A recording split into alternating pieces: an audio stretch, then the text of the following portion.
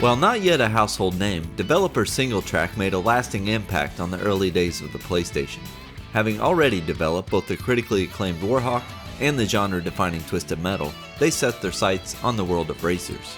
With fierce competition already on the market, how would their newest endeavor stack up against the rest of the field? Let's find out. Today, we take a look back at Jet Moto.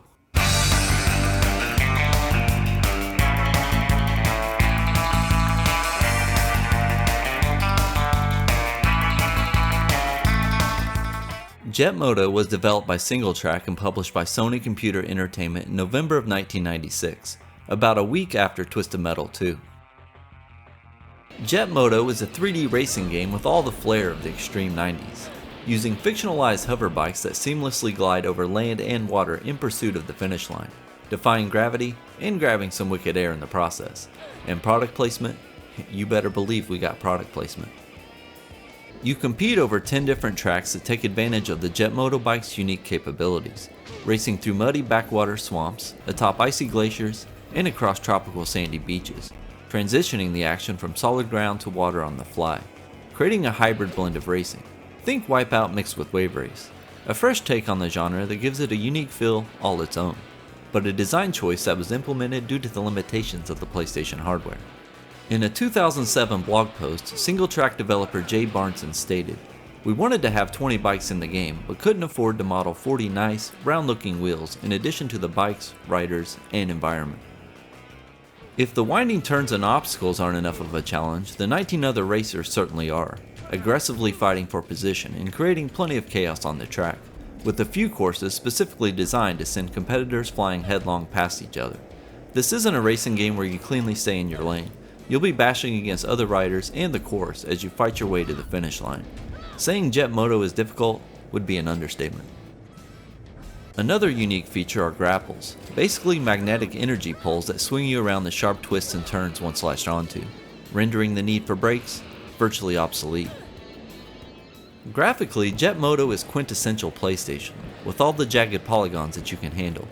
This is all backed by a superb, guitar-focused, surf rock-themed soundtrack that's pretty unique for a video game, and seriously, it's great.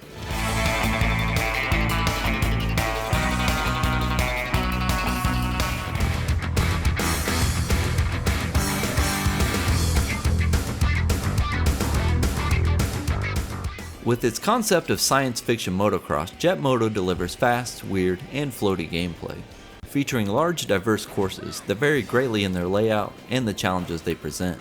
It's not the casual joyride that you might expect, brutally difficult for newcomers and seasoned racing game fans alike.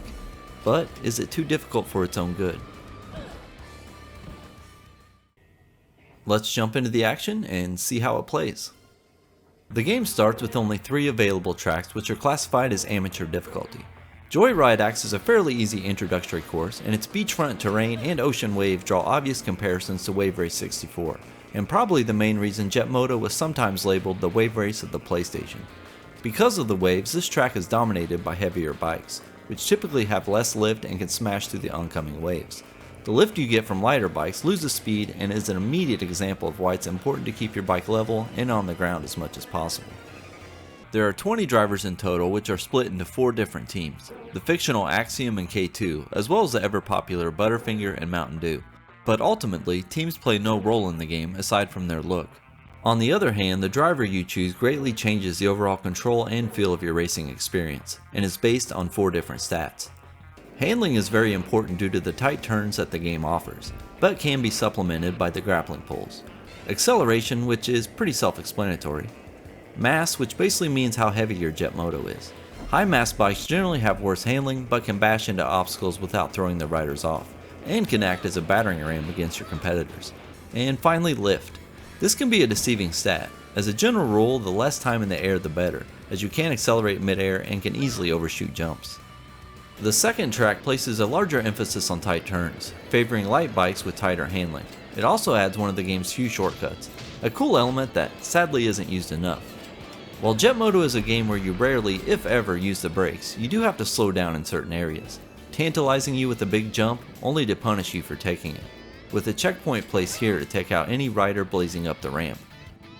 The more obvious hazards are prevalent on the next track, with trees littering the course. Throw in 19 other riders crisscrossing on the same path, and you have quite the high wire act. While limited to just 3 tracks to start the game, I think this is a good design strategy. Jet Moto is extremely difficult, and you need to be very familiar with each to win. This lets you focus on a select few to learn their nuances without becoming completely overwhelmed. It also sets up the carrot on a stick of unlocking the next set of tracks. This is done by winning a full season on the default intermediate difficulty. Selecting full season from the race type menu puts you into a circuit of all available tracks. Getting points based on finishing position, you must finish in first place overall after all races are completed. After winning this season, you unlock the next set of 4 intermediate courses. While I found a few to be tedious, namely any snow level, overall the track designs are one of the game's strongest aspects. Each continues the beach, bayou, and snow themes from previous tracks, and for the most part are more difficult, and get you to the point where you really need to start mastering the game's mechanics and control.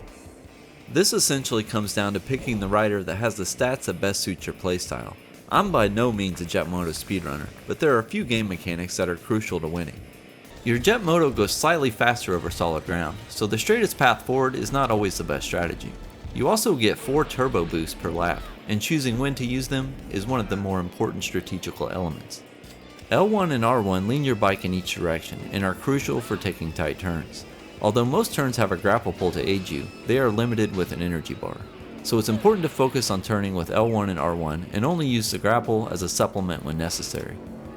As far as the race mechanics go, checkpoints are the only point in the race that shows your current position and how far behind you are from the leader. It also acts as a respawn point for when you fly off the course. But if you crash inside the track, you will be placed at the spot. This works fine for the most part, but there are a few times it spawns you right in front of another gap, causing you to immediately crash again. Not cool. The game's difficulty levels account for the other rider's skill, but has no effect on your own bike. But even as the difficulty ramps up, Jet Moto isn't a game of precision. You can still afford to wreck your bike numerous times and still finish in first, and you probably will. And there are some truly laugh out loud crash sequences. You can also save your progress in a season after each race, allowing you to save after a strong finish and reload if things didn't go as planned. Winning a season on Pro difficulty not only unlocks the rest of the tracks, it also unlocks stunt mode from the options menu. This lets you perform stunts to get extra turbos. Initially you'll probably gravitate towards full season to unlock all the tracks, but there are a handful of other race modes. Single race, which is what it describes, a single race on the track of your choosing, against a full field of opponents. Very useful in learning and mastering a specific track.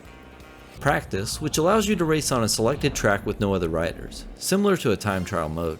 Unfortunately, Jet Moto does not keep track of your record lap or course times, a fairly common feature that is sorely missed here, and without it, I never found myself using practice mode. There is also the custom circuit mode that is split into 3 different race types. Championship, which acts like a full season but lets you handpick each course. Rally, which tallies the time it takes to finish each race. Finish with the lowest combined time to win the circuit. And finally, elimination. After each race, a number of the losers are eliminated, narrowing down the field as you progress. Whoever finishes first on the final race wins the circuit. So the game offers plenty of single player content. But of course, Jet Moto also offers a split screen 2-player mode, a one-on-one race with the option to split the screen horizontal or vertical. There is also a code that includes a full roster of 20 riders, but the physics are pretty bugged out, and probably explains why this is only available via a cheat code. Overall, Jet Moto still manages to deliver a unique racing experience. While I've criticized other SingleTrac releases for their high difficulty curve, here it doesn't feel like a ploy to pad out the game's length, and feels rewarding once you master its controls, eventually zipping through courses that initially seemed insurmountable. My biggest complaint is the lack of a true time trial mode, and not showing lap times at all, greatly limiting its long-term replayability. But it's easy to see why Jet Moto was able to carve out its own path in the genre, and oozes that early PS1 vibe. In its time, Jet Moto was released to mostly positive reviews. EGM gave the game scores of 9 and 9.5.